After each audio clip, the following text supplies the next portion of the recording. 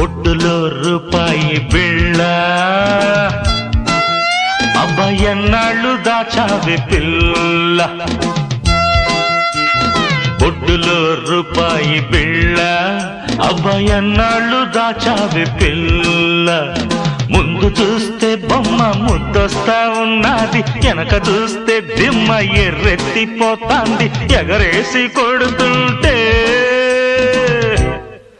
ఆహా ఎంత మోతొస్తాది చూడాలనే ఉంది పిల్ల కాస్త అందించు రూపాయి